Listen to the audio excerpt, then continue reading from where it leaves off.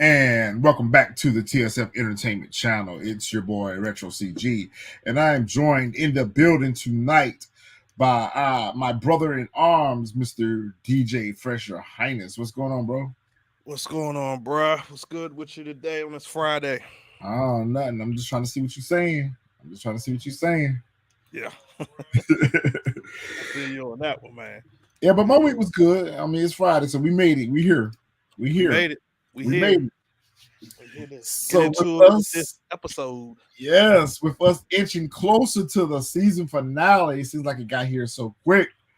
Uh let's see. Will is on the verge of his first big game with Zenith Height. Yep. Carlton is on the verge of having a breakdown.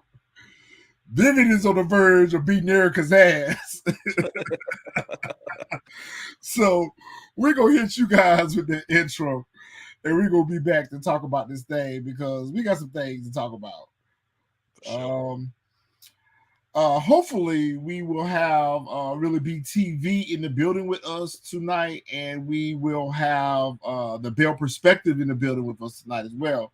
So, like I said, I'm gonna hit you guys with the intro, and we'll be back to talk about it.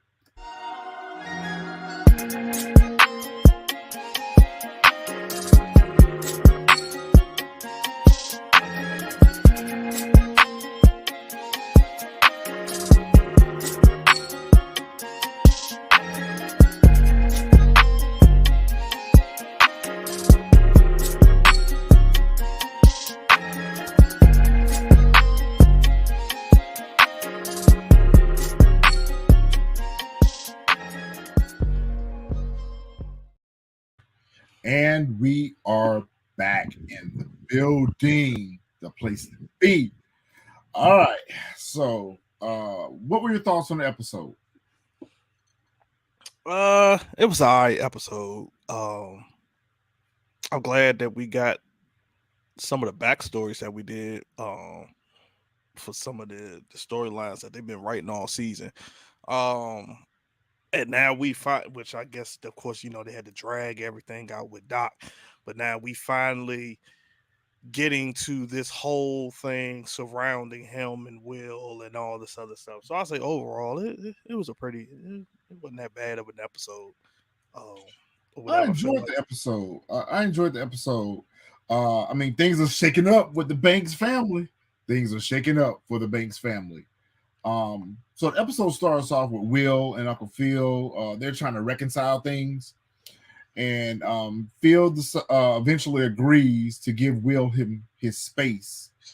I have a whole issue with that, like giving Will his space. Like he's a teenager living in your house. What do you mean giving him your space? exactly. What's up, What up, Xavier? Xavier? What do you mean giving him your space? Like, no, he don't get no space in my house. um, Carlton comes into the room. And he's still salty about the whole video being leaked, and he still thinks that Will is responsible for it. Like, y'all have went to school and now home. So you mean tell me that y'all ain't had a conversation about this, addressing this, squashing this, confronting this? Like you just still salty about something that happened, I feel like last week, which it Yeah, was. I guess uh, they had chat. Yeah, so Vivian. things are kind of high strong with them. Carlton nose start bleeding. I think you got a clip of that. Carlton nose start bleeding, which caused Vivian and Phil to be a little bit concerned. Of course, Carlton plays it off. I feel like he lies well, but he doesn't lie well enough for it to be believable. No. Like, like I told you, I said Carlton nose ought to be bleeding by how much flour he putting up it. Yeah, he was putting a ton, and like him trying to, oh, it's just the air's dry here, and it's like, come on, bro, Yeah, like, or my sinuses are acting up. I agree. Their gentle parenting approach doesn't work, but I think it's more Vivian that has a gentle parenting approach because I can feel like he'd be one to, go off. yeah, he be wanting to put the foot down. Yeah, he'd be Definitely want be to put putting the foot the foot down. down Like, for sure. what's up with this? He be wanting Um, to put it down. so do you think that I think Vivian is none the wiser, but do you think that Uncle Phil suspect that there's more going on with Carlton besides him being winged off these meals? Do you think that he suspects anything about drugs? I'm not sure if it's about drugs, but I'm sure he suspected something way more going on than just him weaning off the meds. Yeah. For sure. Vivian is well, before all this happened, Vivian was I guess she was typing up a email response to the maybe I feel like it was maybe like an email response, or she was drafting up an email response to the fellowship committee in regards to her Instagram post that she made last week. So now she's feeling, and I wish they didn't do this, because last week we were all fine with the fact that she spoke her truth and she stood in her truth. Like, don't backpedal. Like, you know, if they pull the fellowship from you, you're still rich. You know, so like, so I can open my own art gallery if I want to. So you know, sure could. I think she was, because I think at that point she probably started looking at it as not just herself, but like she was the key to getting you know what I'm saying, other artists and their artwork other shown. black artists at that. Yeah, other black artists that's not well known. She was like the key to getting them out there. So I mean, it probably would have been dope if they showed that, but I kind of got a feeling like that's probably why she was drafting it up, like just to like apologize, because she realized like it's just not her that's the important piece of that fellowship. It's like there's so many artists that she wants to help, that's very important for that fellowship. And at the same time, she probably doesn't want to be viewed as the angry black woman. So, you know, she didn't want her comments to tarnish her reputation, her family's reputation, and at the end of the day, her artistry. So I can understand why I think it was a more professional way to handle the situation. But I would have told them folks to fuck off. I would have told the folks to fuck off. Like I said earlier, Uncle Phil comes in and tells Will that, you know, when we agreed for you to come back to the house, you know, I wasn't going to try to control you or whatever the case may be, but you are still a teenager living under my roof. That still means that you have rules that apply to living in this house. You ain't finna just have your way. Like, I get it that you want to play ball and all this good stuff, but that don't mean that you're gonna usurp my authority in this house. I'm the man of this house. I pay the bills in this joint. You're gonna come in here and you're gonna follow some rules. So I mean, again, everyone is pandering towards Will. Like, treat this dude like how he is. And I don't feel like Uncle Phil has really done anything wrong. So I feel like Will's response to Uncle Phil is very teenagerish. It's very temper tantrum. Like, Uncle Phil's not really trying to control you. He really just trying to look out for your best interest. I think it's like because he's playing. All right, Quintessential, go watch the episode and come on back for the replay. Whatchamacallit, like he's like he sees Uncle Phil as the one who's trying to stop his dreams, and he sees Viv as the one who's trying to help him get to his dreams, in a sense. So it's like that's why, like, almost everything that Phil said no to, she said yes to. Yes, yep. He said no, she says yes. That's a good point. Xavier, Will is actually using himself as leverage. He is, for sure. He definitely is. That is a damn good point. Yeah, I'm ready to talk about power too. Yeah, I'm definitely ready to talk about power. So that means Quintessential, come on back for first impressions later on tonight. We're gonna have that posted. Yeah, Will getting ready for his first game over at Zenith. He getting ready for his first game. Is he starting in the game? I don't think he knew it yet. I didn't think he knew it either. I didn't think that he knew that he was going to be starting, because, you know, they gave him the jersey and they made this big, and I knew right then and there. I said, "Oh yeah, this is a show. They putting on a show for him or whatever the case." Yeah. I'm still not clear what the end game is. What is the hustle? Well, I think we found that out later on. I got some thoughts. Okay, you got some thoughts. We'll get there. Yeah, because he meets up with Jackie and he comes up with some lame excuse as to why he ditched her, but. Oh no, we ain't got to that part yet. I forgot about it. We ain't got to that part yet. Yeah. So he's getting ready. They're practicing. They're getting ready for their big game with Compton. And, you know, of course, Doc is doing his thing and gassing his head up and, you know, lighting a wick. So Will pretty much seems excited about that opportunity and, you know, getting ready to showcase his talent, you know. Yeah. Go ahead. I think in this scene right here, their interaction, I feel like Jackie was ready to tell him either, She was ready to come clean. I felt like yeah, she was ready either to she come was ready to clean. come clean about Doc's hustle, or it's fault, or it's other. Because I remember he asked her about Br- Brian, right? Brian is the one that he been that. That's what it was. It wasn't about the. Yeah, he asked her about Brian. Yep. He Yeah, asked her he what asked was up her with about, Brian. Yep. yeah, and she was about to tell him, and then Doc showed up, and then once he Is that what he leave, told her? Don't say too much. yeah, he was, yeah. I think if I remember, I want to say I felt like he said stick to the plan, Yeah, or stick to the plan. Don't say too much. Yeah. he literally said, what was y'all talking about? And then that's what she said. Oh, he's just excited, because he's about to get in the game, or whatnot. And he was like, yeah, don't say too much. But I felt like here she was on the verge of telling Will exactly on what was going on, but Doc just happened to showed up. Doc was. I feel like Doc is always somewhere lurking in the shadows. Always, Always. Yeah. he like a super villain or something, just always in the shadow. What y'all talking about? Sorry, I just joined in. My apologies. Hey y'all. What's going on, man?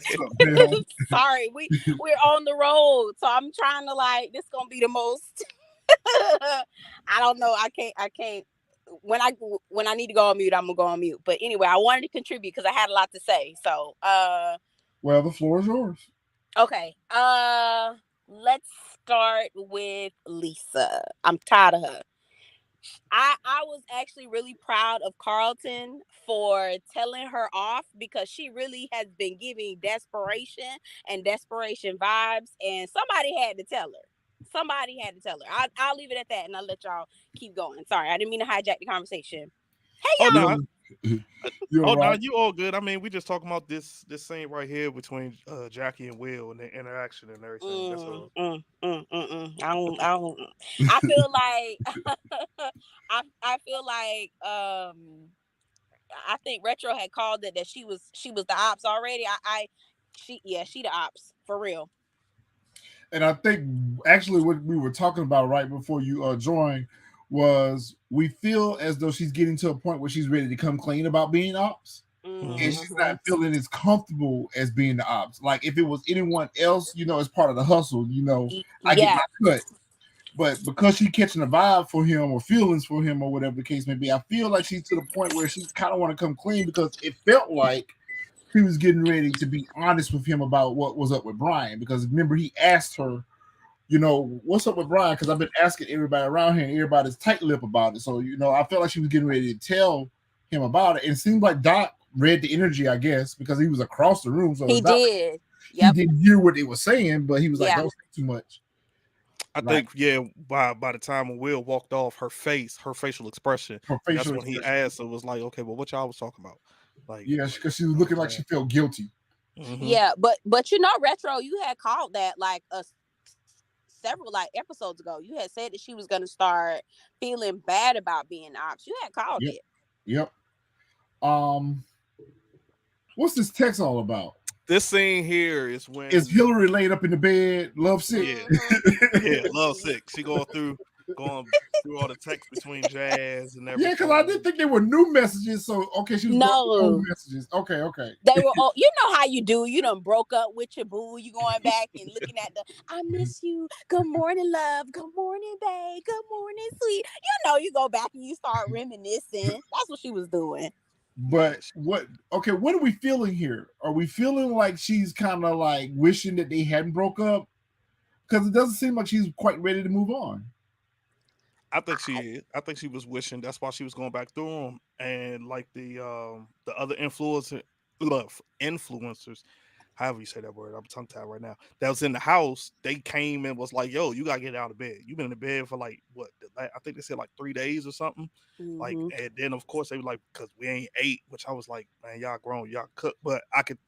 This just her scrolling back to me made it seem like, okay, like, yeah, she heard about this, that, you know what I'm saying, like, because I think she finally had that real connection that she was looking for in a guy, And so, like, she found it, but now, that whole argument they had last episode, she was just like, Xavier, I you gotta took the dead it. words right out of my mouth. You broke up with Okay. him. You broke up with him. So what you saying about? Now wait a minute. Now, see, Talk I had about to it, look over to Bell. the Talk comments about because it. I Talk about shout out to Xavier first and foremost because he always be in the comments, got some old mess to say. I'm here for it though. I'm here for it. Okay, so y'all wouldn't. When you come to the end of the road in a relationship and you don't necessarily want to break off with that person, but you know that if you continue going on, it's not going to work. Jazz was entirely too insecure for her. And the thing about it was he was the one to pull the trigger on it. Like, I mean, technically she was the one who said, no, we can't do this anymore. But the way he was talking, like, they were going around in circles. She had no other choice but to cut it off. So, Yep. you know what I mean? Like, if she had kept going in that relationship after that conversation, she would have looked stupid. So, yeah. And good point, Miss Sharon. Miss Sharon says, I think she was heartbroken and know that she might have messed it up. So I think that's a good way to describe what she's feeling. I guess. Okay, so we at the game. We are at the game. Zenith Height ends up winning the game. They beat Compton by 86-80. And even that is including Will having a massive game winner. Well, yeah, that too, but he took a big offensive slide during the game. Yeah. And so I thought right then and there they were going to lose the game. I actually thought they were going to lose the game. And I thought that because Will didn't win the game, that Doc was going to, start acting different with him, switch it up with him. So I actually kind of wanted him to lose because I wanted to see what Doc's energy was going to be like towards Will if he had lost the game. But he took a hard foul. But he got back up and he hit those 3 flows and he stole the game. So during the game, we saw a man that was watching. He had eyes on Doc the whole time.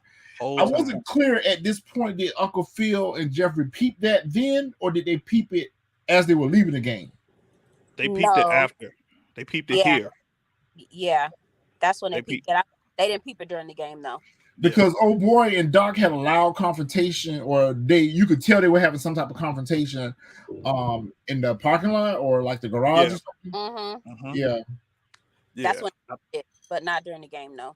Yeah, it was here. And I think here, which I'll get to once we get to that scene, but I think here where whoever the guy that's nameless that we don't know, I think here is where he was trying to push up on Doc, and it looks like Doc is done with him.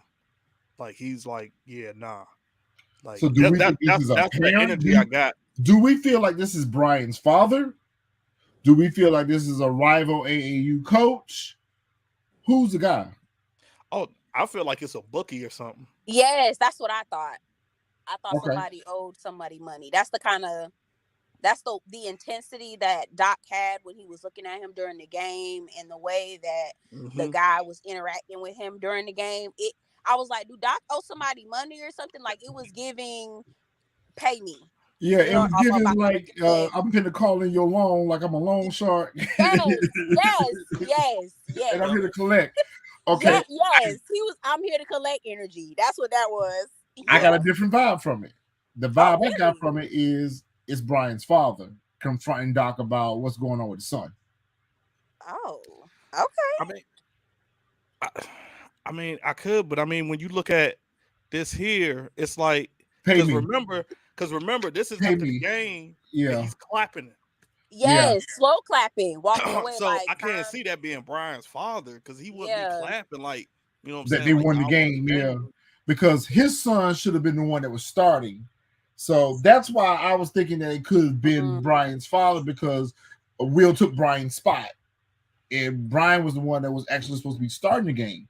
So it could be not a combination of both, but either theories would work. But I kind of like the idea of what y'all saying about he might be somebody that owe money up. Yeah. I mean, that's a good alternative. I didn't think about that. I could see that playing out, but he gave pay me. I always see you know, I always look beyond sight. Yeah, When I'm watching the yeah. show, I always look beyond sight because I even wrote this in my notes.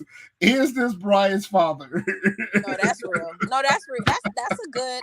I like that. They actually could. That could actually work. Okay, Xavier said he thinks he's a bookie too. Yeah. So these Me Too ladies I got lost show by up this. to Vivian's house, and she thought they were there to fire her ass. I thought. I was like, who is these white ladies? I thought she interviewed with some black women. Like, I, Me too. That's where I got lost at this scene because I was like, Yes. okay, wait a minute. Like when she took the fellowship, yes. it was the Aunt Viv, the second Aunt Viv, and I can't think of her name, the lady who played the original Will's mama. mom on the show. Yeah. yeah, I was like, she met with two black women. I was like, so who are these two ladies? they And I said was who like, they were. They are the chairmans of the board. okay, So Janice and the other lady were executive directors, and they are the chairmans of the board. So I guess it's their money that's sponsoring the fellowship or whatever the hell this thing is that Vivian got. But she jumped to the chase real quick, and I really didn't like the fact that she was jumping to the chase real quick. Like, you on your turf, they in your place. Like, Right. let me see what y'all here for. You know, so I would have just sat there, you know, like, yo, what's up? Oh, okay, right. Oh, so you saw my Instagram post, okay? And Yeah, you no, know, that's real. I would have did. she should have sat up in that chair, giving boss vibes. Yeah. Instead, she sat up in that chair like she was like, "Oh, please don't fire me. I'm sorry. Yeah. I didn't mean to do it." No, She stand in your truth. I mean, That's real. we were proud of her last week when she stood and took her moment to say, "Listen, I don't want to be stifled in my creativity. Like y'all picked me for the fellowship because of my creativity, and now you're going to, you know, it's same. It kind of gives me the same vibe with Hillary and her cooking. When them white folks came over there and told her that her food was too spicy and that her clothes were too flashy, it was like, okay, you're telling me that my artwork is wonderful, but I want you to paint it this way. You know, paint it a little bit more conservatively. No, you can get up out my house. But actually, it was a twist to it. The lady actually was proud of her, and they were happy to see that there was someone that actually made a stance, and they liked her work or whatever. So they were there to offer her Janice's job as executive director. So what do y'all think about that? Don't get in bed with these white ladies, Vivian. Okay. Xavier took it That's what before I I was could thinking. say it. This is giving setup. I think they're pushing out all the other black artists, Yes. like on Viv and Reed, and preparing Viv to be their token. Yeah. Absolutely agree. Welcome. Yeah. Yes. Uh-oh. Yeah. All right, Really B, welcome on in here. Hey, girl. Hey. Hey. Hey, can y'all hear me? Loud Yeah. and Loud clear. and clear. We can hear All you. right. Hey, sorry I'm late. Hey, people. What's up? All right, floor is yours. It's mine to do what? You talking about me? Yep. It's mine to do what? What did you think about the episode? I mean, it was all right. I mean, I guess we're starting to get closure to some of these storylines. You know, I don't know. It was okay though. I mean, it didn't blow me away, but it wasn't horrible. I see where what they're going with these storylines. I don't know. I feel like this episode was very kumbaya, and I don't know how I feel about that part. You found it to be kumbaya? Yeah. I didn't either, but okay, we'll get there. I mean, so what I mean by that is, so we had Will and Lisa making up, and we had Will and Lisa's dad making up. We had Uncle Phil and Will Jeffrey making up. making up. Then we had Uncle Phil with his law partner making up. Then we had Aunt Viv meeting up with the ex mistress. We got that background, and they making like I just felt like it was a whole lot of okay. And then even with what y'all are talking about right now with Aunt Viv and the fellowship, like I don't know. It just is a whole lot of kumbaya to me. But it may be fake. It may be some stuff behind it. You know what I'm saying? But that's what it just seemed like on the surface. A whole lot of kumbaya. You know what? That's a good point. I didn't look at it like that. Okay, that's a good perspective. Me either, but I definitely don't think that it's gonna be a kumbaya with Erica and Vivian. I feel like there's gonna be, if we continue with the story, it's gonna some dust is gonna get kicked up around over there. So yeah, I definitely think she has an ulterior motive. I do think she has an ulterior motive, but I mean, and the same thing with these women. I agree with Miss Sharon. I don't know, something about this situation ain't sitting with me either. But again, I keep in the back of my mind that this isn't the original storyline, so it may be just as simple as we see it is. Because I don't know how deep they went with this backup storyline. That's what I was just getting ready to say too, because most of everything that we've seen play out has been very predictable, and we pretty much predicted the whole season. Pretty much. So they don't dig too deep under the surface over here at Belair. So I agree. It could be as simple as what we see, but I agree with Xavier. I agree with Miss Sharon. These ladies, something ain't right about them. Carlton decides to give. Now this is where I'm going to hit y'all with. I told y'all so, but then y'all gonna hit me back with well, it ain't happened yet. So we're both in the middle. We're both in the middle. Carlton decides he wants to give Lisa a bracelet to say thank you for helping me stay in the Founders Award nominee. And it wasn't very clear what she did to help contribute to him. Because I'm like, what did she do? Yeah, what did she do? So I don't know what that was lost in confusion there. I actually have a few things that I was lost in confusion about this episode, but we'll get there. Yeah. Anyway, I think she encouraged him. I feel like she not drop encouraged out. him to go live and explain himself. Yeah, and not drop out. Mm. Because Connor dropped out. Yeah, Connor dropped out. Couldn't come back from the video, so he dropped out. So maybe she encouraged him to stay and, like you said, defend himself or really be. So that's a good point. That's right, because he did on the last episode at the end. Did he?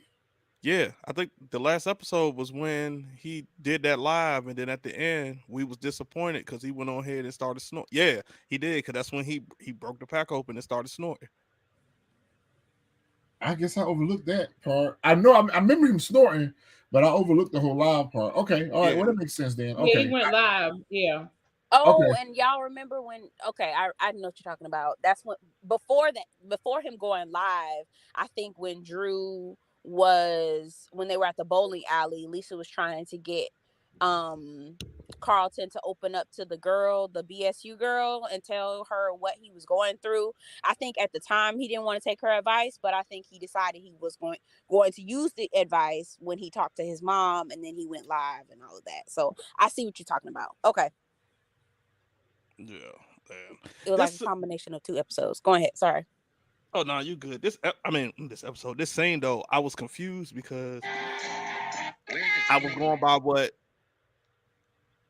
Retro was saying, because I was thinking he kept saying oh, okay, Carlton trying to get Lisa back, but then at the same time I'm like, you know what?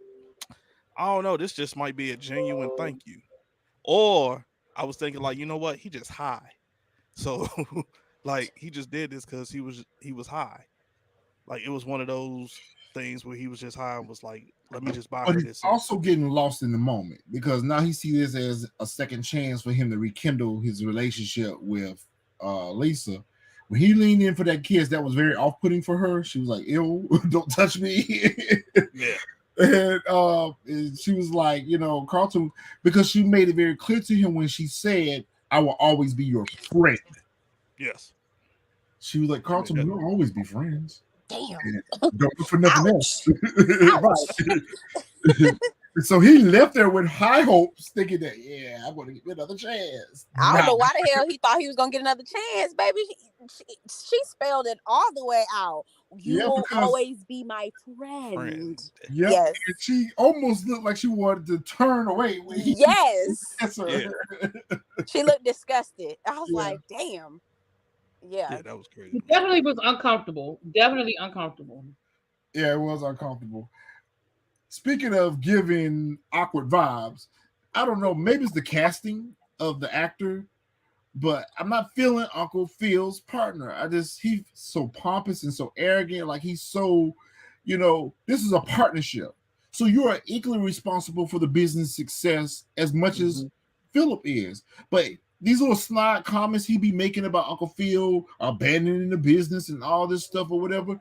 What are you doing to get the hustle up? What are you doing to bring billable hours into the law office? It's not just the burden of Uncle Phil. it's Banks, Johnson, and whatever the other partner that passed away name is. So we learned that there was a third partner, and that partner passed away of a heart attack. And it seems like they have a ritual, not a ritual, but a annual thing where they celebrate him, maybe the anniversary of his death, or maybe the anniversary of their starting the business together. Mm-hmm. We learned that they struggled, that they took turns paying each other's mortgage when they were trying to get the business off the ground. So I get the fact that y'all struggle, but y'all all in a position right now where neither one of y'all are struggling. However, y'all do have a fiduciary responsibility to your employees to make sure that the business stays, afloat for people's jobs and families. But I like this James dude. Like I want to smack the shit out of him. I'm like, dude, you got it's just much responsibility as Uncle Phil. So pipe down all that yak at me all the time about, oh, well, you're gonna walk away from the business, and what is going to happen to the rest of us? The grind don't stop. One monkey don't stop no show. So what's your thoughts on that? Go ahead, really, B, because she had her hand up for a minute. She raised her head. Go ahead. I'm sorry, I was on a rant. Because I don't know if I still got this delay or not. I totally disagree. I totally disagree. I think he is 100% within his rights to feel the way he feels. Phil left the practice. He was their rainmaker. He was their money maker. He was the person that brought in the most clients, that was worth the most money. He had the most billable hours. He walks away, and a lot of those clients leave with him. I mean, leave. And so you leave the law firm in a bad situation. I don't feel like he hasn't been working and hasn't been trying to get clients. They do different types of law. He may do criminal law that doesn't bring in as much money, whereas Uncle Phil was doing a lot of the civil cases that he might have been getting $5, $6, $7 million settlements. So, and he sounds like he had corporate clients that just kept him on retainer, probably paying a couple of $100,000 a year just because, to hold on to them. I think, and then he finds out, not from Phil, but on the back end, that Phil is actually, from what I'm sure the phone call he got was Phil was interviewing over here and they offered him this sweet ass position. So I guess he was like, well, damn, I told you that we were in trouble. You're the one that convinced me not to sell the law firm. And now you about to leave. And now I done turned away the person that was willing to get us out of this business. And you about to leave us high and dry and take a sweet ass deal. I think he's 100% within his rights to feel the way he feels. Then he should have had those feelings when he was running for DA. This is a conversation that should have happened when he decided to walk away from the business and run for DA. So because he didn't win DA and he has to come back to the law firm, why do I have to hear about all this now? Because I was going to be gone anyway. So, weren't they? But I don't think again. I don't think they realized that the clients would leave. The fact that, so if he would have won the DA race, the law firm should have been prepared for the fact that he wasn't coming back. Period. Because he even said when we first met him in the first episode, but you put yourself in a different position now. But you put yourself in a different position now, because now what you can tell clients is like, hey, we got a friend in the DA's office. Hey, we're connected down to, like, it's a different, you have something, you have something there to bargain, or to, I don't want to say bargain, but you have something to say, this is what we leverage. got. And I don't know if they anticipated that people would leave the way they did when Phil walked away. I don't know if people, you know what I mean? Like, I don't know, I don't know if they anticipated that it would be that much of a hit to them. Yeah, that's what I was gonna say. What was you gonna say, Belle? Before I No. I was just agreeing. I was agreeing with what Really B was saying, and that the gentleman, that he even said it when they were talking, that Phil is the money maker, and he's the one that maintains the regular every day-to-day kind of thing. He's the one that manages the people and does the team stuff. Phil was the money maker. So, but keep going, DJ. I won't let you. Oh no, you good. I mean, this scene for me though, I think it's something else that was. I think it was two things. I think it was one, before he revealed it, he found out about, you know what I'm saying, him taking that, or possibly taking that position. But I also feel like it was something deeper with the friend that passed away, because it just seemed like how they were trying to focus, like, the friend that passed away, he's gone. Like even when they showed the picture, I'm like, okay, now did maybe the friend was maybe him and the friend was plotting to get Phil out before he died or something, or the friend tried to tell him something. I just felt like it was something deeper with the friend that passed away, which is why, you know what I'm saying, he was feeling the way he was feeling. On that, but that's just me though. So They did I keep don't know. zooming in. They kept zooming in on his picture and holding it there for a while. So I understand what you mean. And that was Yeah, a terrible picture. it was Terrible. Terrible Photoshop. It was a I was terrible. like, CGI has gotten way better. It should be no reason why. Yeah, this should look real. It look real for sure. That thing was terrible. Vivian's homegirl, which I feel like has been recasted. I don't feel like this is the same lady that we met last season. It's not. It can't be. It's I was not. like, who is this white lady? And then I had to double take. I was like, oh, okay, my bad. Okay, so we're on the same page then, man. I I feel thought like it was the I same even lady. wrote the same thing in my notes. Who is this white lady? Her name is Joan. I thought that was the same lady. It is the character is the same, but I don't think it's the same casting. I think it was another lady that was casted last season. I'm gonna have to go back and look. But Yeah, but her name is Joan. That's Joan. That's Vivian's best friend because she was the one that had eyes for Jeffrey too. She was the one that was talking to Hillary about her cooking and following her dreams. No, it's the same friend. It's the same friend because her name was Joan too last season, but I think she's been recasted. I think so too because this lady she looked younger than the other one. Yeah, she looked younger than the other one. The other one looked more closer to Vivian's age. Yes. This one does look a little younger, yeah.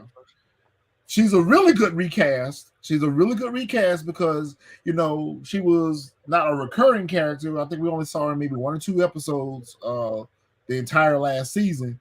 So, if you turn your head real quick, you'll think it's the same lady, but it's not. I don't think it's the same lady. So we're going to look for the receipts, but I don't think it's the same lady. Later on. But anyway, the friend and her meet up. And they're talking, I think what was their conversation initially about the fellowship? The conversation was initially about the fellowship and her being offered the new job. Mm-hmm. And whether or not she should take it. And then, of course, Vivian expressed her concerns as to why she didn't feel like she should take the job because she didn't want to undercut another black woman. So I felt her on that energy. And Joan was like, the real reason why I slid through is, what's this I hear about Erica being back in town? Like, you better watch her. She gonna get your man and all this stuff. So, all right, talk about it, y'all. What y'all think? I was glad that they did this scene because in Lao, at least we got the backstory from what we felt already when she bumped into him. Well, didn't bump into him. She set it up that way at the meat field at the restaurant, and we could tell then there was some. You know what I'm saying? And the reason why Phil was so hesitant to tell Vivian about her. So I was glad that they actually did this thing because now we got the backstory, found out, they hooked up in college and the girl was grimy and they used to be friends and all of this other stuff. So I was glad that they actually did this thing. I'm going to play devil's advocate. I don't feel like Erica is a homewrecker because they said that Vivian and Phil was on a break. Yeah, and that Erica and Phil actually have a long-term relationship. I think they said 2 years. Yeah, but she broke girl code. Yes, yeah. She broke girl code. She broke girl code. I'll give y'all that. I give you that because they were line sisters or something, weren't they? Yes, they were line sisters, right? They were friends, roommates, and line sisters. Right? They were roommates, friends, and line sisters. So you just wasn't somebody I knew. You were my roommate. Yeah. You know what I'm saying? So you was around when he was picking me up when we were dating. Like you were there. Okay, well then, yeah, that is kind of messy. She broke girl code. Yes, that's like best man. So yeah. Lance and Harper. Exactly. Yep. That's exactly. As soon as I heard it, I was like, okay. So it was one of the best man situations. Okay. Okay. Well, Bill, what'd you think about it? Messy. Keep your eye on this heifer. No, thank you. Lamarcus don't got him a new crib out in belair. He ain't going nowhere. Lamarcus is here to stay. Y'all, I have to slip real quick. I at first was like, Hillary, get your shit together, girl. Jazz is a good dude. Jazz is a good man, girl. He a good man, Man, Savannah. Savannah. I knew she Okay, about to. good man, Savannah. But baby, when Buddy had got her that billboard, I was like, "Ooh, now wait a minute. What did he do to you again? Why y'all broke up again? I don't remember. Girl, you might want to get with this NFL player, girl, please. I'm sorry. Actually, she broke up I with switch him. sides. She broke up with him. Yep. Yeah, so she need to get with this man right in her face, cause But I don't. seems like they're drawing out a pattern of Hillary breaking off relationships. So maybe she doesn't know how to handle relationships, or maybe she doesn't know how to weather the storm when there's starting to be issues and problems in a relationship. Maybe is that what they're trying to show us here? Kind of goes back to what Viv said about her last season, is that she's all over the place all the time. She never fully commits to anything. So, the first sign of trouble, I run away. So maybe is that what we're seeing with her and Jazz as well? Because she broke up with him, and he clearly still has feelings for her. Lamarcus is who I'm talking about now. Clearly still has feelings for her and wants her back. So, in my question to the panel, do we think that Lamarcus will get Hillary back? I think temporarily, yes. I'm sorry, it was the way you was reading it. Yeah. Go ahead, really be. Temporarily, yeah. Okay. So you kind of feel like where I'm going. I feel like ultimately she'll end up back up with Jazz, but I think they're going to take a little break. I agree. Or I think it's going to be one of those situations where, like, he's Lamarcus is doing this, and he's already said, how he feels, and then Jazz is going to. I feel like she's going to be stuck in the middle of trying to pick between the two of them. Is what I feel like. I don't even think it's going to get to the point where they are they get back together, or it's going to be one of those situations, those deals where like Lamarcus is over a house and then Jazz pops up at the same time. Lamarcus does kind of remind me of Chris Paul a little bit, but damn, Xavier, you so cold, bro. He said the boy's lame. He's a dude lame. Oh, Xavier, what are we going to do with you? So Will being a little messy. I know really be gonna say Will always messy. He never clean about what Will do. Will out here in these streets, and he see the girl that he still want to be with booed up with Drew. Like, I ain't gonna let this slide. So let me slide on over here and plant a little seed in Carlton's ear real quick and let him do the dirty work. I guess he wanted Carlton to go run a fade on Drew again. He confronts Carlton up at the school, and he tells Carlton, "Yo, I just saw Drew and Lisa, holding hands or whatever. Like, you need to go check on that because Drew was the one who airdropped the video to everybody." He's like, "Where?" I'm like, "Why are you just not waiting to tell him that? Like, why were you even holding on to that? Like, you should have told him that off top when y'all were arguing and beefing. Like, yo, bro, I didn't send the video. Drew did. So I don't know why he felt the need to sit on that. But anyway, he feeds Carlton, which I feel like Will, you a little messy for that, but it worked because Carlton, he walked down the hall, he saw them together, and that was all he needed to see was confirmation. He went confront Lisa to her face, and basically was like, you know what, Drew is your sloppy seconds because my cousin dumped you. And she was like, fuck you. I was out. Yeah. I didn't understand that either. I was like, yo, why did he wait so late to tell him? But then at the same time, I'm thinking like he didn't tell him. I'm thinking like, maybe Carlton didn't give him a chance to tell him because every time he tried to talk to him, Carlton would throw him off, and whatnot. And remember, Drew told Will like you can't prove it in a sense, and I think he was about to say something then. But I think Lisa, somebody walked up. But I thought about that too. I was like, yo, why did he wait so late? And then at the same time, I was like, and they live together, right, Miss Sharon? I was like, he might be being because messy, they but beefing.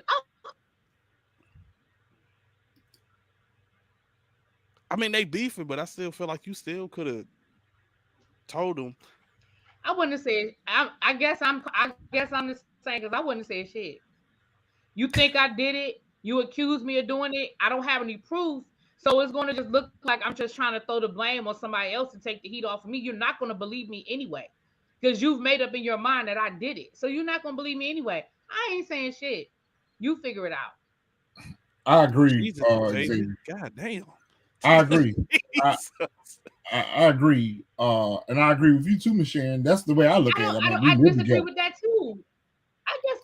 I guess I'm just on the upside of everything tonight. I disagree with that too because again, what Will said is right. He's not no Lisa's not going to listen to me. Lisa's just going to assume Yeah, he that did I'm say being that. a hater because of our current situation. But I'm telling you because this dude isn't a good dude. Like it's not me hating and it's not me trying to get. I didn't think it was him trying to get Carlton to do his dirty work. I think it was exactly what he said. She's not going to believe me. She'll believe Yeah. you. She'll believe it. And Will doesn't realize that Carlton is still trying to get with Lisa. So in Will's mind, it's coming in my opinion in Will's mind, it's you and Lisa are still cool. Lisa ain't messing with me right now. And Lisa's going to assume that I'm just hating on this dude because of what we going through right now. But if you tell him or if you tell her, she'll listen to you. Now, he didn't expect Carlton to approach it the way Carlton approached it because he didn't realize that Carlton is still is trying to get back with her. But that's my opinion. That's my opinion. I mean, yeah. I mean, I guess you can see it on both. You can see it on both sides of the spectrum. I mean, like I said, I was trying to figure out why he told her so late.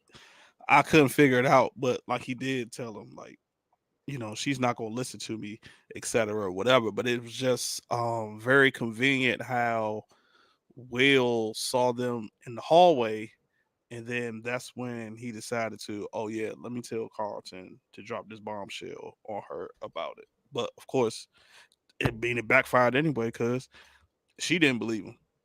She didn't believe him one bit. So I mean, it Right. She didn't backfired. believe So him either. But I also, but which further proves Will's point. Like she's not gonna listen. She definitely wasn't gonna listen to Will. She definitely wasn't gonna listen to Will. yeah.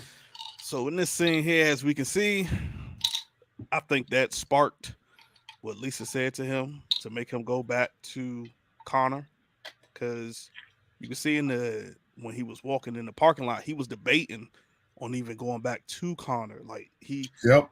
it's like he hesitated twice Mm-hmm. to turn around to go talk to Connor, but I think like that was sent him into this. They're like, yo, I got to go back to Connor and get some more. And Was Carlton is a creep. I need for someone to be Carlton at Connor ass again. Connor is a fucking creep. Like he ain't shit. he's Like not. I'm ready for him to go. And I still feel like Connor is playing him in a sense.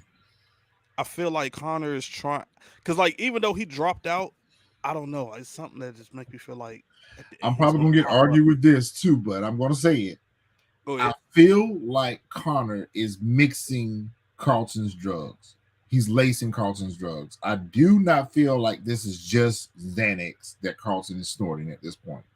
I feel like because we just see a little baggie, I feel like Connor could be mixing it with cocaine. It I'm probably hoping is. when the nose started bleeding, I got fentanyl vibes. I ain't gonna even lie. When the nose started bleeding, I was getting fentanyl vibes. I was like, oh my God, I hope he's not lacing his drugs or something because Connor looked like he's a creep like that. He's messy like that. So Carlton is in danger, I feel like. Very, very. He's in very danger, and it's funny that you say that, Retro, because I literally thought the same thing when his nose started bleeding. The first thing I thought it was like, "Oh, you snorting coke now?"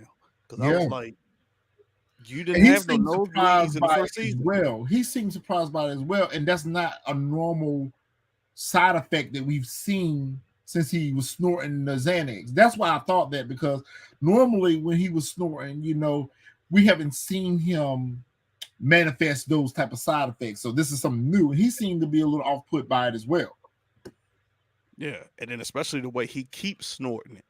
Yeah, Like, remember he the keeps Xanax? almost like he's addicted to it. Yeah, like the Xanax. I think, if I remember correctly, he would just take like one snort, and that would be it. This one, he just lined them joints up and was just going back to back to back to back. And I was like, well, damn, bro. I was like, yeah, I was getting those same type of vibes that he's not I feel you on that, Xavier. We're on point tonight because I feel the same way. I'm like, you're a rich kid in Bel Air. Like, is this the only drug dealer you know? You like, you should have your own private drug dealer at this point. That's what I was Um, thinking. I was thinking. I was like, this like you don't have nobody else to get it from. Like, bruh.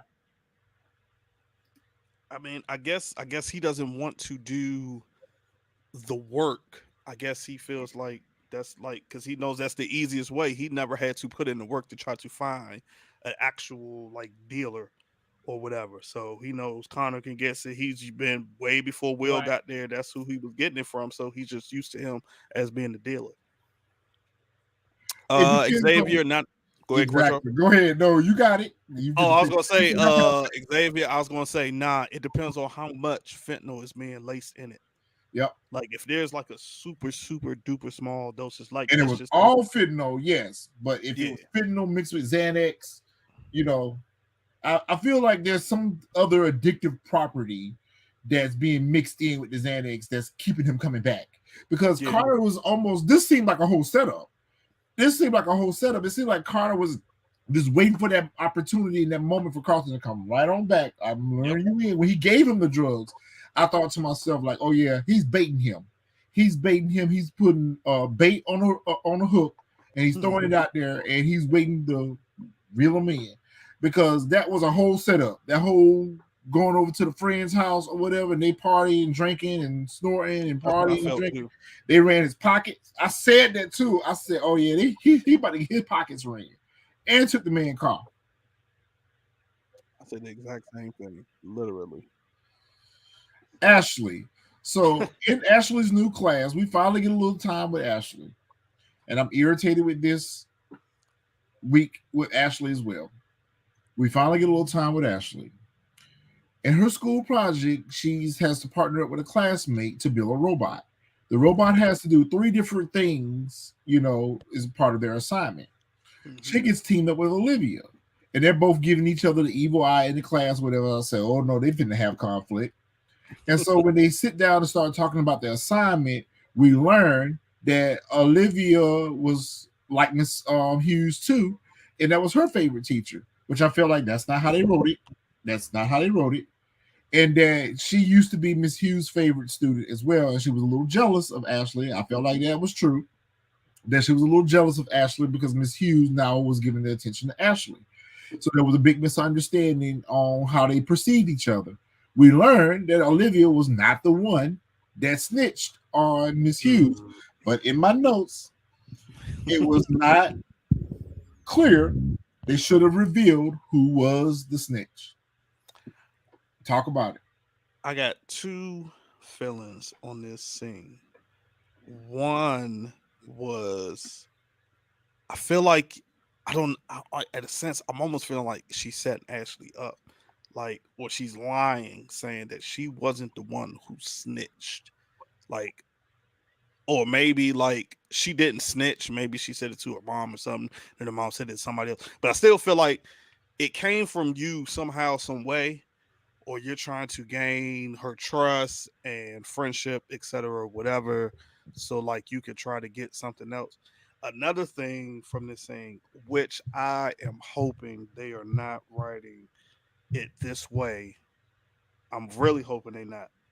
Was now this is from like season one when I don't remember the girl's name that she was in love with, and this is about to be, I guess, quote unquote, her That's what I was love. thinking too. And I was like, I hope this is not how they about to write this. Because it was like near the end, the way when they start smiling and looking at each other, I was like, come on, yo.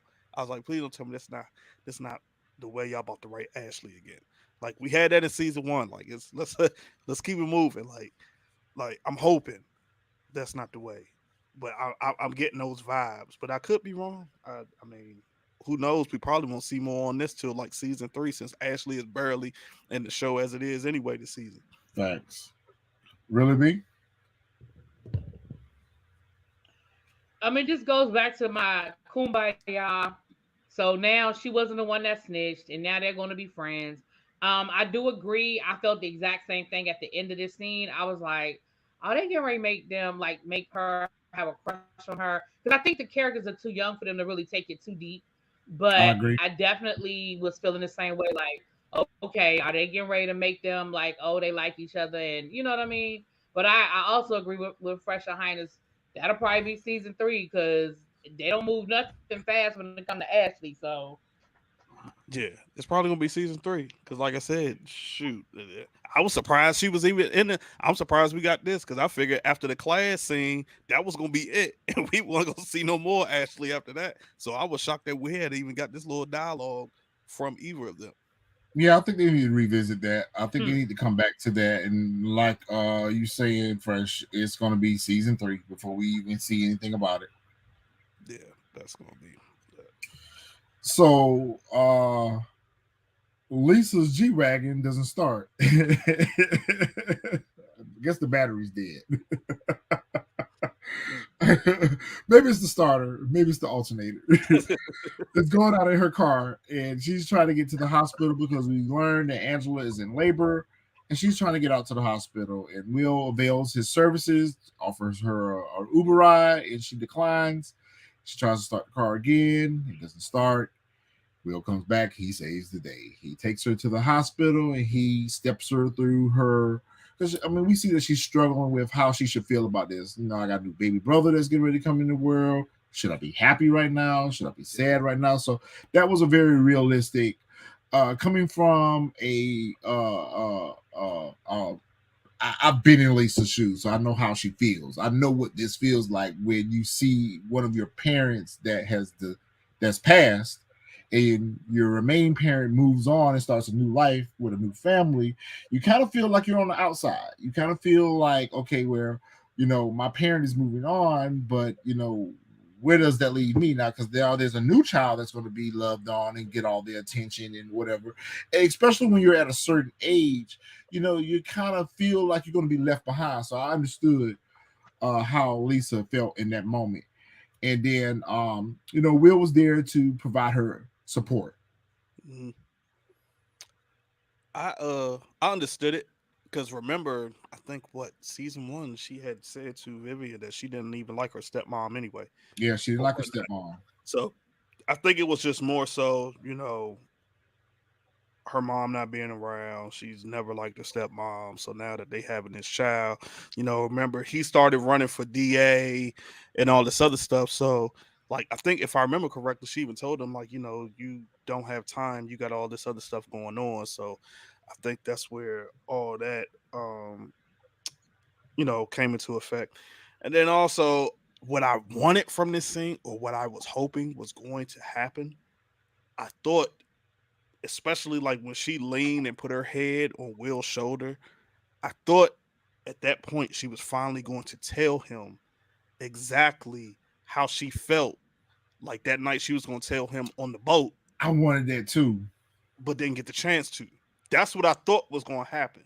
And then she was going to tell her, like, but you messed it all up. That's what I thought was going to happen. Because, like I said, like Really B said, this was like a kumbaya. It was like, oh, okay, we visited it. Like, oh, they probably about to get back together. They probably about to kiss or something. Although, Jackie blowing up his phone, I was like, okay, this is where now she's probably about to finally tell him It exactly. definitely was a kumbaya for Will and her father, because I almost felt like the father's energy should have been a little bit more confrontational towards Will, Mm-hmm. given the fact that he revealed to Lisa Will's dark secret. So, like, what are you doing here? But the father was appreciative of Will being there with Lisa and actually helping Lisa look at things from a different perspective. And I kind of agree with what Will said. Now, Will did give some good sound advice. Family is family, regardless of how we may feel about the situation. We are family now. So you're going to have to learn this is now going to be your family for the rest of your life, or at the very least, as long as your father is married to this lady. But even still, you're still going to be connected to her because you have a child. He has a child with her now. So you're going to have to find a way to make peace with this in order for you to have peace. That's Yeah. basically the message that Will was trying to convey to her. So I understood that. Go ahead, Really B. Oh, she got her hand raised. Yeah, that's what I said. Go ahead. uh, as far as I'm concerned, it's gonna be fu forever, because remember we found out last season that he was actually cheating with the mama while she was sick with the this woman. So Oh although yeah, you that's moved on right. with your life and I got to figure out where I fit in, I ain't over it. I ain't at the hospital. I'm not like, I don't wish you bad, but I damn sure don't wish you well. I'm sorry. I ain't over it that quick. That's me. I can only speak I for forgot me, about that. and I know the type of person that I am. But baby, I'm not over it. No, ma'am. My mama. It'd be one thing if you cheated on my mom. She's still alive, and y'all are, it's just what adults do. But you were cheating on my mom while she was dying. Nah. And I'm supposed to be happy that I the forgot about mistress, that. now wife, is having a whole baby. Nah, we good. We good on that. Not me. I 100% agree. And she didn't need Yo, a and I she didn't need a forgot. ride from Will. I know she got an Uber account. I told Will to kiss my ass too. Well, she should have called her boyfriend. She should have called her boyfriend, Drew, and asked for a ride. But Yeah, right, where was I get, where's Drew? Why Drew wasn't yeah, there? yeah, that's who should have been there. But they had to bring Will and Lisa back together. So we need Yep. to keep the continuity focus on Will and Lisa. Yep. So Hillary, I missed it earlier when we was talking about Lamarcus and Hillary when Hillary showed up to his new crib and he was telling her about, how he's setting up shop there and how he needed her to help decorate the house or whatever. Well, she really came over to pitch an idea. She wants to try to capitalize off the momentum that they got with his post. And he was like, yo, I don't need to see anything. I'll call up my people and, I'll get them to work on it. And she gives him this big story about how Ivy's always saying that she's going to have her face on the billboard out on one of, I think, Sunset or something like that, like one of the major streets, maybe Rodale Drive or something like that. And he was like, oh, word. So he put Okay. that, he filed that away. So Yep. later on, I feel like maybe they were like on a dinner date or something like that. And he takes her to show her that he has now had the billboard put up for her and to help her with her branding and marketing for her new idea. So, she's enamored with the fact that, he went out of his way to do that for her. So that right there is going to get her back into feeling him for the moment. So they're going to, maybe rekindle something for a little bit. But I think ultimately she's going to go back to Jazz. Yeah, because she said she was speechless. She said, "This is the second time today you had me speechless." And this also is where he revealed his intentions. So he was like, "I know you got to do," which was weird because it was just like, "Yo, you telling her, I know you got to do, and all this other stuff, but I want to do everything in my power to get you back." So I'm like, okay, so right there, you're trying to say you don't respect her dude or respect their relationship. Like, I'm a little lost by that. Like, Yeah, no, that was just a message. yeah, that was an underlying message. Xavier Bassett baby is a little harsh, but I listen, I understand all these feelings You and act like emotions you that y'all expect are something talking about. different from Xavier. Xavier is always harsh. I know he is. We're gonna have to talk to Xavier about his behavior. Listen, I again, I can relate to all these feelings and emotions, and even as an adult, well over 18, I agree. I don't necessarily have the desire to want to be a part of a new family. If I was younger and we were growing up together and there was time made for us to develop a relationship, that'd be one thing. But the fact that my mom was dying and you were cheating with this mistress that you are now married to, and now y'all having a child together, you all have hit reset and started a new life where you have forgotten about my mother. I yeah, still live in that grief every day. I still live in the fact that my parent, my mother, is gone. And now I'm supposed to be happy for you because you got a new child. Like, it's not the child's fault, but at the same time, I'm not really sure how those feelings would sit with me on I have to look at you all be one big happy family every day type situation. So yeah, I'll probably get out of the way of that because ultimately she's going to feel like she's in competition with the child, with the baby. yeah. So yeah, I feel y'all comments on that, yo. So it's not that she even asked Lamarcus to do it for you. She mentioned it to Lamarcus, but it was a gift. So I agree, though. She could have got the same thing from her father, but she really didn't ask him to do it. She was just kind of like, speaking her goals out Yeah. loud to him, and he listened. I think she went over there business wise, and that's when it planted the seed for him to like, okay, well, I could do I got to business, do something big, yeah. and I can also plant the seed to show her like, yo, I want you back. I can do what your other man can't do. Can't do. Yep. Right. So it's a little flex. It's a flex. Yeah, I got money. It definitely was a flex. It was totally disrespectful. It was a flex. I ain't mad at him. He fighting for his woman. He got the money to do it. I'm just wondering if there's going to be any repercussions with Ivy. They've conveniently not shown Ivy, and I find that to be, again, I hope it's not a situation where we're not going to see Karuchi again, because it's not realistic. She literally went behind Karuchi's back, did exactly what Karuchi told her not to do, and now is in direct competition with Karuchi. I can't believe that there's been no pushback to that. So There should have, I at hate. the I very hope least, been a this isn't a situation confrontation. where Yep. they put her out of, like, they pushed her out of the conversation. You know what I mean? I agree with that. I was going to bring that up because at this point, it should be public that they're endorsing the Simply Spike Lemonade, the billboard going up. So hopefully we'll see the confrontation next episode. Is what I was going to say, because that's what I have in my notes. Like, okay, at this point, Ivy should be pissed at Hillary. She should be pissed at Hillary to the point where she's getting kicked out of the influencer house. She should be pissed at the opportunity. She should be pissed to the point where she's getting a cease and desist letter, because remember, she not only committed herself in the influencer house to endorsing the Simply Spike Lemonade, but she committed Ivy as well. And Ivy had clearly told her that my lawyers said I can't be. I have a non-compete. I can't compete with a competitive product.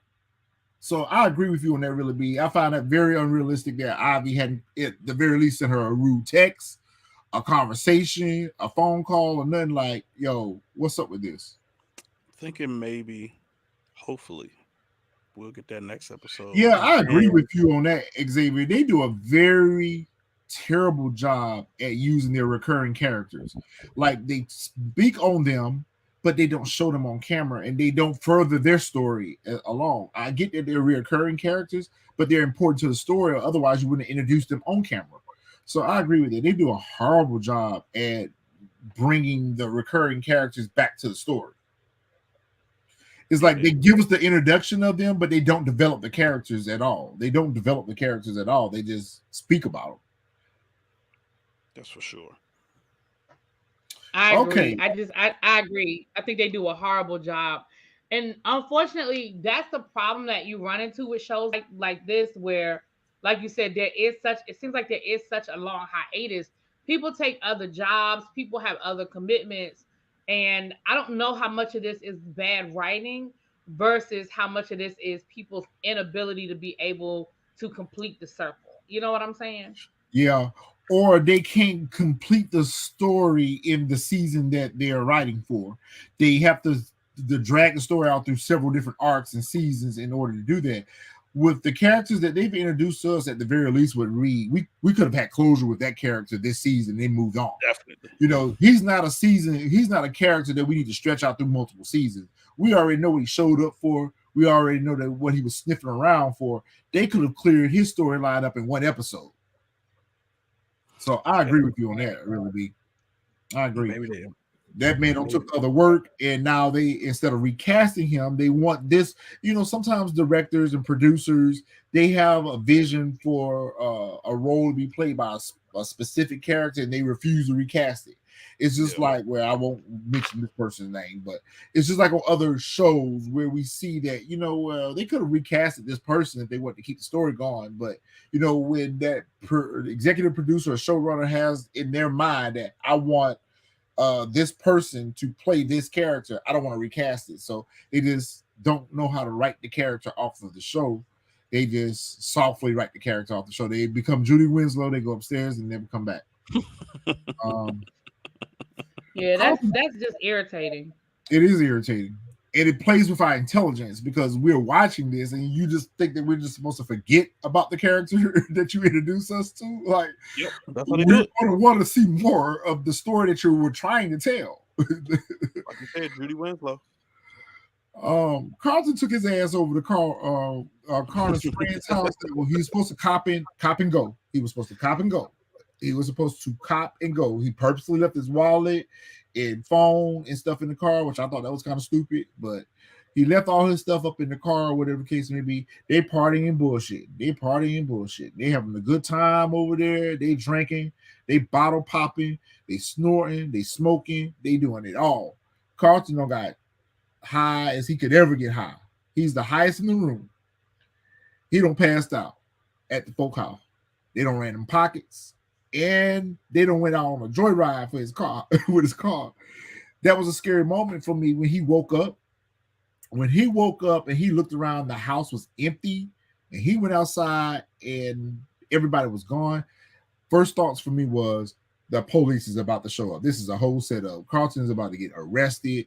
Like I really felt like some bad was getting ready to happen to him.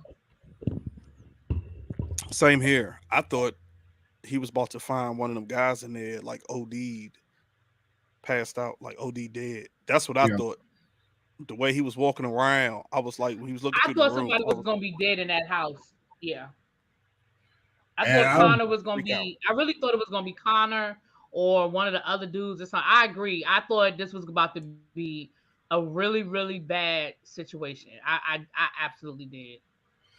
And they should have wrote it where that's what it was, that this was a really bad situation, and maybe this was a catalyst for Carlton to either continue to spiral downward or to wake up and say, yo, I can't do this. Yeah. And when he was walking in the rain to that bus stop, I was like, okay, something's getting ready to happen to him, or either this is going to be a wake-up call. Like, I really expected him to have a full breakdown because he didn't know where he was. He didn't have a phone.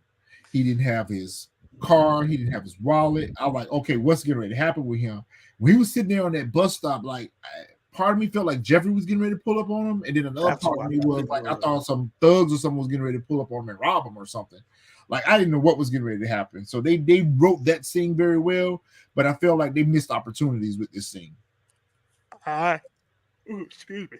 I literally thought it was going to be Jeffrey. Yeah, I'm with you guys. Like this, I'm Connor is bad news. Like that's a full stop. But I don't know how much of this was pre-planned because they didn't do anything with the car. You know what I mean? They just drove it till the gas ran out and then they just left it. So it clearly wasn't a well thought out plan. Like they didn't steal it and take it to the chop shop, and like it wasn't like Connor was like, yo, I'm gonna bring my boy over there and we're gonna get him, we're gonna get him messed up and y'all can, like you said, run his pockets and take whatever. I mean, yeah, they probably got his cell phone, whatever money he had, that kind of thing, but it clearly wasn't a well thought out plan. I feel like this was opportunity versus plan. I think it was, oh shoot, he passed out. Oh look, let's get him. And I could be wrong, but that's how I feel. Don't get me wrong, it's still Connor and it's still wrong, and I think Connor took advantage, but I'm just wondering how much of it was pre-planned. You know what I'm saying? None of it. It was just like what you said, an opportunity to fuck with him. It was an opportunity that I'm going to fuck with you. I'm also trying to figure out, how did he call his mom? Because if he ain't had a cell phone, I was thinking the same thing. How you hit her up? Because like I said, at first, I thought it was going to be Jeffrey. That's who I thought was pulling up. Like, okay, he hit Jeffrey. But then I saw his mom, and that shocked me. I said, wow. Of all the people that he could have called, why do you think he called his mom? Who would have been better for him to have called? Will? It definitely would have been better for him to call Will. I thought it was going to be either an Uber driver or I thought it was going to be Will. Me too. Xavier, come on now. We're in 2023. Xavier, it's in 2023. Ain't no payphones exist no more. I mean, what do you even know about a payphone, Xavier? You don't even know. Right, have you ever used Xavier, have you ever used a payphone? Do you even know how much a payphone used to be? Do you remember when a payphone was 10 cents? Okay, I don't remember when a payphone was 10 cents. Yes, you do. I remember when a payphone was 10 cents. Yes, it's always been a quarter. No, it's never always been a quarter. No, it isn't. Maybe in South Carolina, but up here it was all out. You remember payphones being 10 cents? I remember when a payphone was 10 cents. Y'all can say what y'all want to say. I remember that. Not up here, they weren't. Them joints was always a quarter. Always. Well, our joints back in, let me see, maybe 89, 90 was around 10 cents. Maybe it was like 15 cents or something like that. But I remember when it was a quarter too. It was a quarter for the longest. I remember like, it was always a quarter because when I was a kid, I remember it was always a quarter because when I was a kid and I would go out places, like even if I was going somewhere like with somebody, like I remember the first time I was going to like a birthday party, but my mother wasn't taking me. Like one of the other kids' parents was picking us up and dropping us off, and I remember my mother gave me a quarter. And my mother was like, put that in your wallet. I had like a little wallet. And she was like, put that in your wallet. If something happens, if you need me, call me. And I remember, that's how I remember. It was always she gave me a case quarter. It was always a quarter. So down there in South Carolina, it might have been 10 cents. I'm gonna have to look that up offline because I always look it up. Google it. Y'all always want to pull receipts on me all the time. Well, I can't never have a moment of truth for that. No, you got it. I'm just telling you. I ain't trying to pull no receipts. Xavier said they had a payphone, it just wasn't in use. Okay, Xavier, I didn't think you knew what a payphone was because you didn't know what was it? Starch. You didn't know what starch was. It was something he didn't know. It was but that just means he don't iron because they still sell starch today. That just means he don't iron. We love you, Xavier. I don't even know what was going. Oh, you missed an important scene. So we have the reception at the law office, and Uncle Phil gives this poignant speech about the how they started the firm and how they had to pay each other's mortgages and how they were broken, destitute, and look where we are today. And they're always going to remember their friend and fallen partner, or whatever the case may be. After the ceremony, James confronts him and talks to him about he heard in the streets that you was out here interviewing for a job. Uncle Phil tells him he's not going to take the job. And then, of course, we see that Vivian goes and visit. You got this scene on there, right? About Vivian and Erica.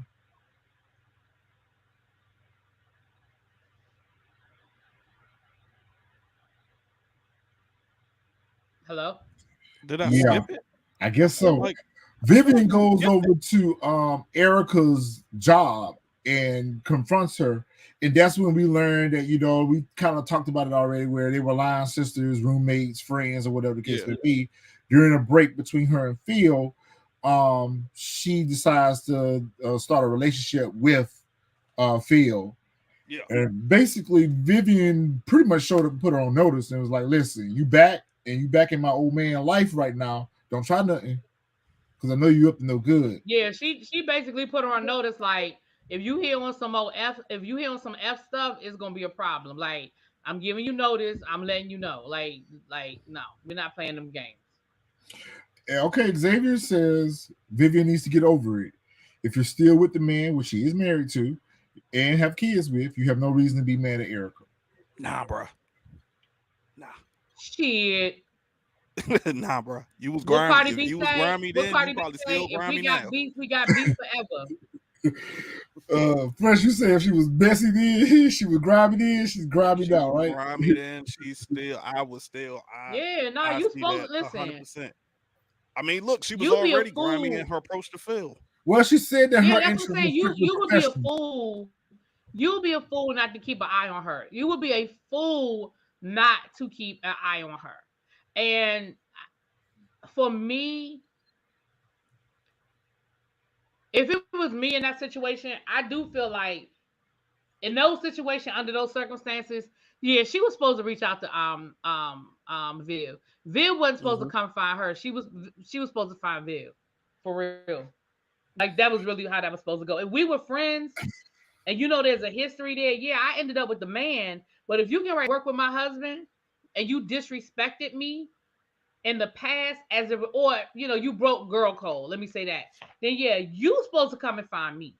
Like, that was how that was supposed to go. So Xavier, based on our earlier discussions, based on what Really B and Belle was saying, the grimy person is Erica. I kind of disagree with it a little bit, but I understand. I mean, I understand the code. I mean, code is code. But at the same time, I don't necessarily put Phil in as I mean, they were on a break. They was on a break. I mean, cat calling. I mean, what you expect? So I mean, and they were in college. So You had the whole school. You could have messed with you had the whole anybody else school. in school. Yeah, that's true. That's true. That's true. But maybe but you have to also look at the fact that because they were on a break, maybe in his mind, we didn't get back together. So, I'm moving on. I was just about to say that. I'm moving on. I'm not going to sit here and wait for you to come around. I don't care. There are certain people that are off limits. I don't care. Listen, I don't care. You can move on. We can never get back together. There are certain people that are going to always be off limits. My roommate / friend / line sister, always off limits. Touch it. Yeah. I mean, I agree. I agree, and I see it, but I was looking at it the same way. Retro was saying, like, yo, that break, because I think if they said they would. Phil was also friends with her for like 2 years or something. If I remember correctly, they were jumping off together for 2 years. Yeah, they were jumping off for 2 years. Wait a minute. So her and Erica or her and Viv? No, I mean him and Viv. Phil and Erica was jumping off for 2 years. Oh, well, see, then in that situation, while they took a break, he probably looked at it like that joint was going to be serious anyway. Like for 2 years, that's a long time to be on a break. So I'm thinking like he probably never thought he was even getting back with Viv. Yeah. And maybe they found their way back to each other. I'm interested in knowing, I wish they would have revealed that. We just needed a little bit more information to kind of have better understanding what broke them up after the 2 years.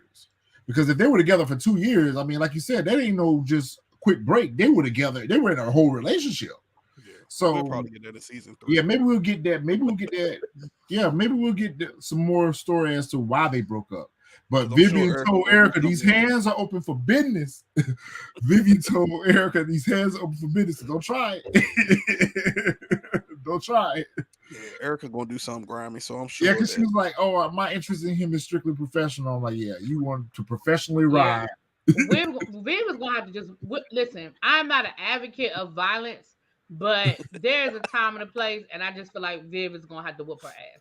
Yeah, these hands open for business, yo. Try it if you want. Try it if you want to. So Carlton gets home. Vivian brings Carlton home, and he gives her this bullshit ass story. Like, I'm like, Vivian, come on, you a black mom. I hate that she believed it. Like, I hate that she was believing it. Yeah, I'm like, that is the most bullshitty story. Phil didn't believe it. That's why he was going on. Well, I was drinking Connor, and I had half a beer, and well, I got disoriented and I got lost. Right. And it sounded like he was making it up. Yeah, it sounded like he was making it up as he go. And she was like, "Oh my goodness, you poor thing. Let's get you out of these wet clothes and get you home." I'm like, Vivian, like, come on. Even Phil, when he heard that story, he's like, Vivian, you believe this bullshit? Exactly. Looking at him like, I see right through this. Like, you could came up with any other lie better than this. I don't understand why he just didn't say he was robbed. I would have been like, I got robbed. Nah. I was hanging out with Connor and I got robbed by some of his friends. Nah, he couldn't. That's what I would have said. I just would have said I got carjacked. That's what I would have said.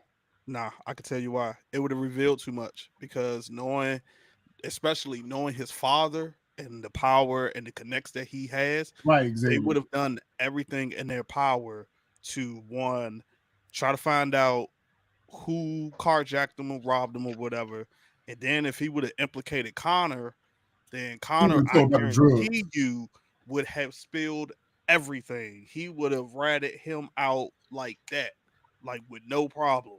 And that would have revealed that would have revealed everything.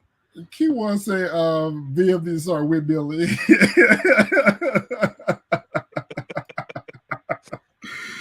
Yo, we finally get some more. So it's after the game. It's after the game or whatever the case may be. And I think Will is meeting up with, well, he came looking for Jackie. He came looking for Jackie because Jackie had been texting him the whole time he was at the hospital. And he was giving her these different excuses as to why he's on the way, I'm on the way. Well, come to find out she had already left. So he talks to the receptionist, asks the receptionist where Jackie was. She's gone. So I don't know why I felt like, damn, Jackie's somewhere getting drunk again. I don't know why that was the first thing that came to my mind when she was like, and Jackie is gone. I was like, oh, Jackie's somewhere getting drunk. Brian shows up and he's coming to get some his things out of his locker or whatever the case may be. And Will says, God, I'm glad to see you. Like, I've been asking all around about you, what happened to you, like, you know, why you wasn't in the, on the team anymore. He's like, what's up? And he looked at Will and he pretty much told Will, like, yo, Doc ain't who you think he is. It was a transitional scene because at the same time, Jeffrey pulled up on Uncle Phil and told Uncle Phil, like, I got some information about Doc. We didn't hear what Jeffrey's information was. It switched back to Will and Doc. And well, I don't even think Brian told him at that moment what Doc was into. All he just said was Doc was not who you think it was. We didn't learn what it was until Will came to talk to Uncle Phil about it. Yeah. Yeah, I did miss one scene. I'm gonna go back to the last slide. I did miss one scene when Carlton was in his room. Jeffrey came in and said, I found your car, I found your wallet, and I found your phone, or whatever the case may be. So what's up? I know you're lying. Yeah. And basically your lies are gonna come out sooner or later. So I think he knew right there. I think he knew right then and there. Because we learned when he pulled up on Ashley last season that Jeffrey tracks them. He tracks them. That's why he knew where to go get that car. He knew Carlton was lying. Remember when he was pouring the tea and he kept looking at Carlton? Looking at him. He knew he was lying. Yeah, he knew he was lying. Yeah, he was trying to break him. Look at him. If Aunt Viv and Uncle Phil had stayed in the room arguing another 15 minutes, he probably would have broke his ass. He probably would have. Yep. Carlton was looking nervous as hell. Yep. When Uncle Phil came out of that office and Viv was scared too, like, what's going to happen? I quit. Carlton jumped up as soon as he heard him coming out. He like, oh shit, okay. I'm gonna just run upstairs. He was hoping and praying that lie held up. He was like, I could tell Phil, oh, he about to go to war. All right, I'm about to run upstairs real quick and try and get this out the way. But yeah, but I like the fact that they make Uncle Phil awoke. Like he's not in the fog or cloud. The man is a lawyer, so he should be able to see through people's lies and truths. So I like he's lying. He knows he's lying, but yep, he knows he's lying. But he's also walking that tightrope of not pushing Carlton over the edge. They know he's got the anxiety and all of that, and I do think they're walking that tightrope. But he know he's lying. Like I don't believe for a minute that Uncle Phil don't think he's lying. I think he's gonna have Jeffrey investigate it more. Mm-hmm. Oh, I think Jeffrey already knows what's up. That's why I was just getting ready to ask. Do we think that Jeffrey knows about the drug use? For sure. It's unrealistic. It is unrealistic that they live in a mansion. They have a domestic staff. Jeffrey's the house manager. He knew how to pull up on Ashley when Ashley was out. It seemed like he even knew what Ashley was, kind of into. That ain't nobody came across these drugs that Carlton hides in plain sight in his room in the sock drawer. Like, who puts the laundry away? Like, come on, man. That's unrealistic. That's unrealistic. Carlton should have like a little secret compartment somewhere in that room that he hides his drugs in, but to hide it in plain sight in the sock drawer, come on, yo. You should have been got caught, Carlton. So I feel like Jeffrey knows what you all into, but he's just waiting for you to be a man about it and, let your family know what's up with you. Like, yeah, I ain't but I do think that Jeffrey's either been watching or will start watching from a distance.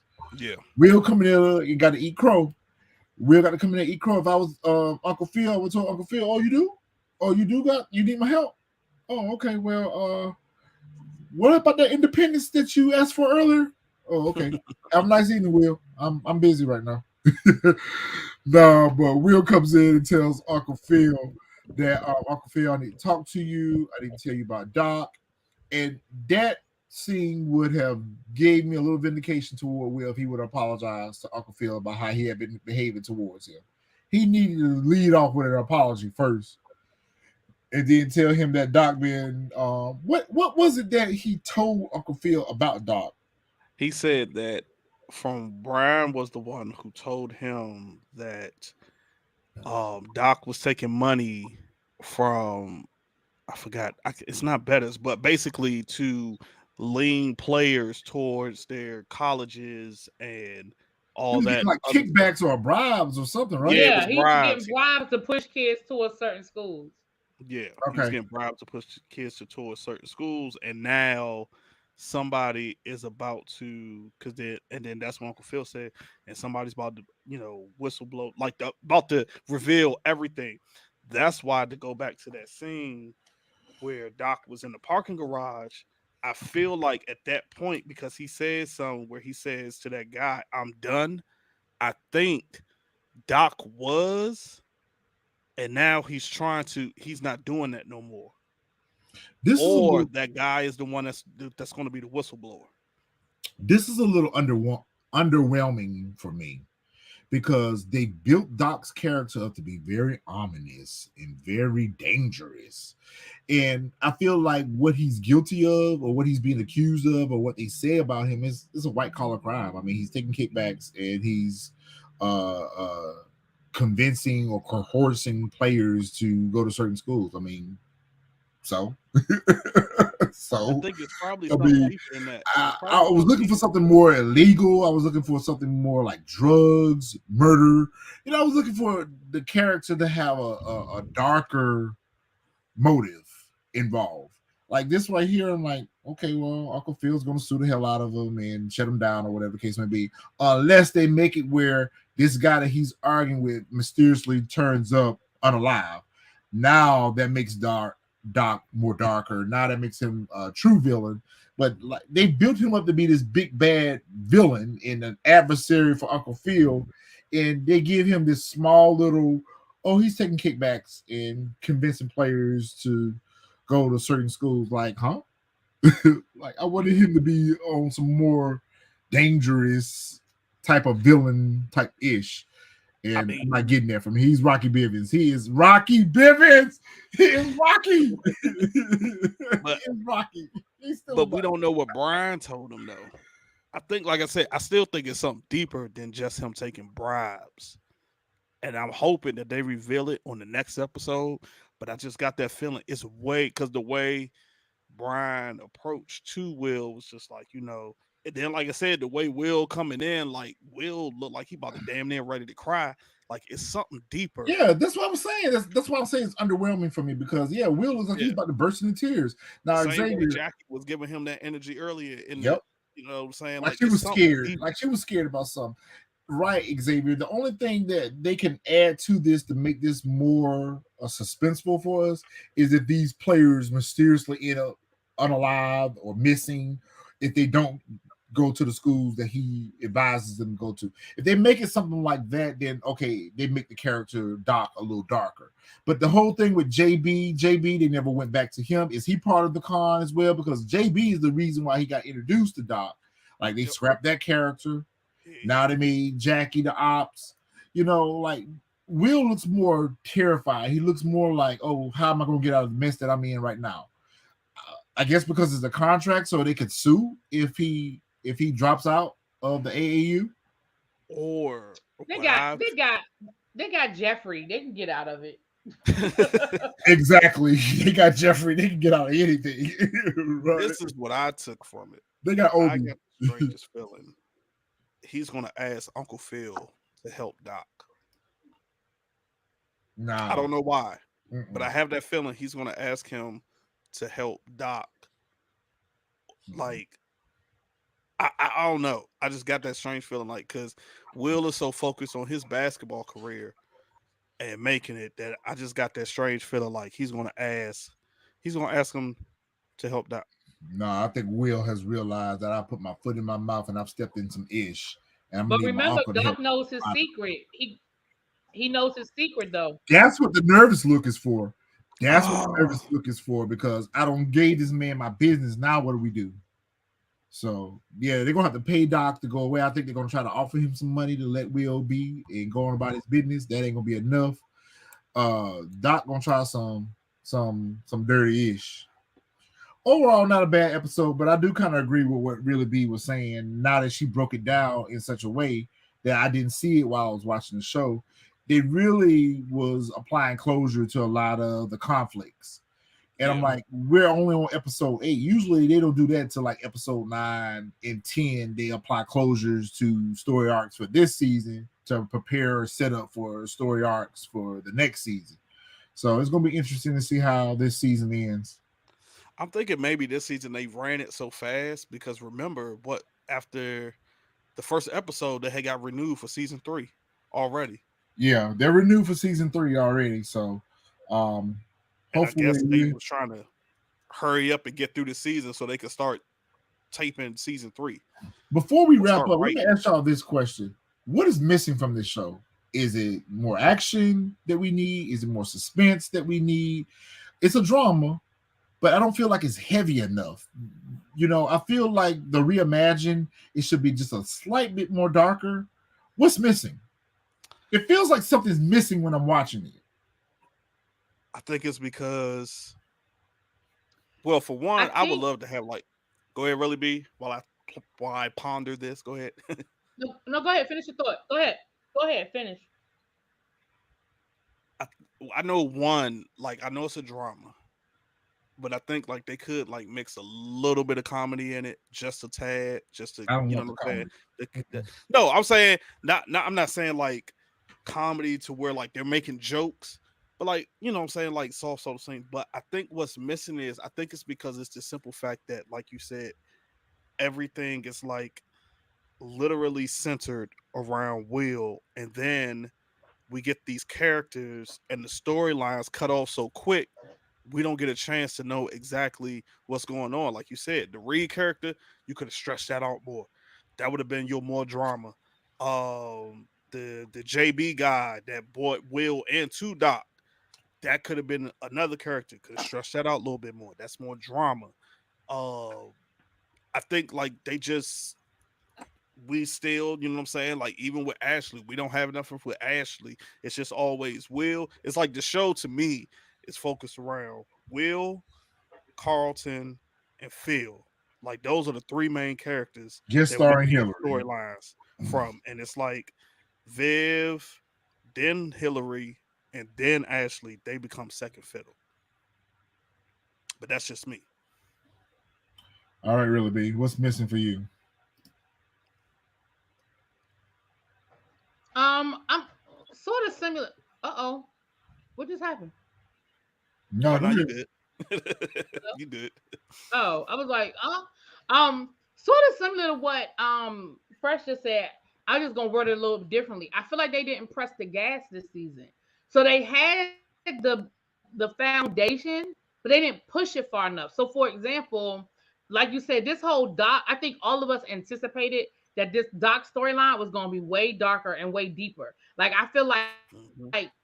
I mean, I'm not to speak for, but I feel like in the beginning, because it was so mysterious, we knew it was something there, and I think we almost were thinking that he was like a borderline, like a criminal, like the AAU Exactly. was a front, and he was really on Mhm. some gangster stuff, and he was gonna get Will involved. Like, and that's where my mind went in all those different directions at the beginning of the season, and it's really falling flat because one, it's taking them too long to get to whatever Doc got going on, and two, is Yeah. that's it? He taking bribes? Like I really thought it was deeper and darker. So I feel like they missed something with that. They didn't press the gas.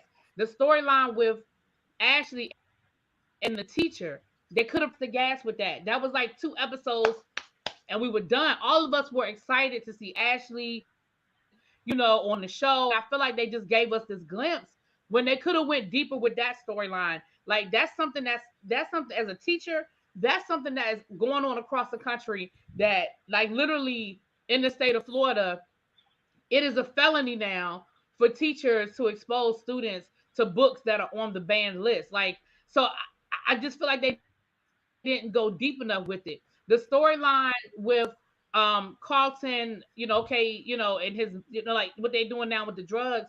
Last season, we were all shocked by that storyline because we didn't want to see, we had to get used to this being the reimagined drama. So it's like, wait a minute, Carlton's on drugs. Wait a minute, Ashley's gay. Wait a minute.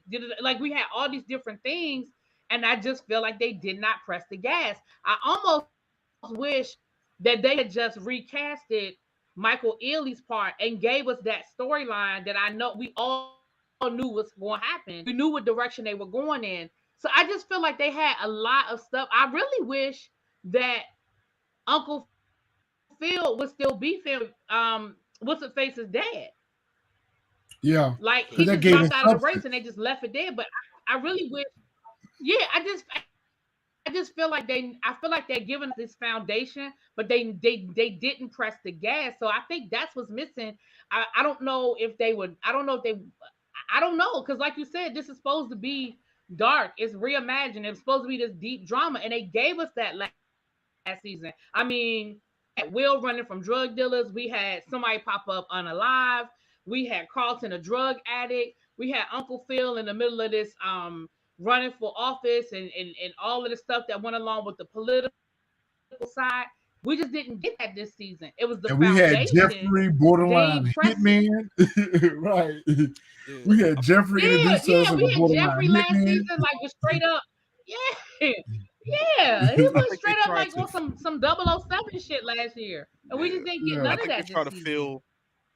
Sorry, I think they try to fill the void with that is by them having these um not adult conversations, but using adult language a lot. And I'm like, With dog, teenagers. With teenagers. I'm like, bruh, I'm like, every episode, I'm like, y'all might as well say this joint is rated R, because every episode, if it ain't Will, it's Carl, it's somebody that's cussing, and I'm like, is this what y'all trying to make it seem like? You know what I'm saying? Like, yeah, this is a grown-up show. This is not it's almost like they're trying to show that like it's not Fresh Prince of Bel-Air. Like, we get it, but it's like, Yeah. damn, to have it every episode constantly, Yeah, it's like it's beyond annoying. Like, you see when Doc came in, when they won, he just going on, this our motherfucker. And I was like, why was that? Who wrote that?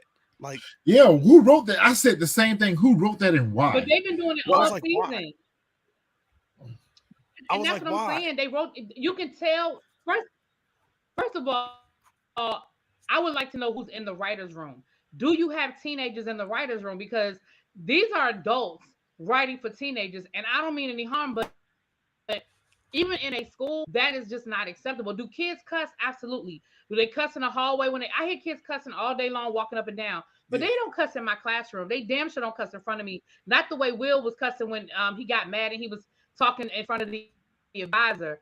I know that I know that there are coaches that are loose with their language or whatever, but for Will to feel that comfortable to just be got, and even when they were in the house arguing, when him and Carlton were arguing, yeah, kids are going when they argue they cuss. The minute they saw their parents, like neither one of them acted like, oh shit, like they were like that's just And the nobody norm. addresses it. And the And parents nobody didn't addresses really it. say they didn't flinch. So I'm yeah, waiting for somebody and to I say, mean hey, yo, watch your mouth. that's just not to me. That's not acceptable behavior.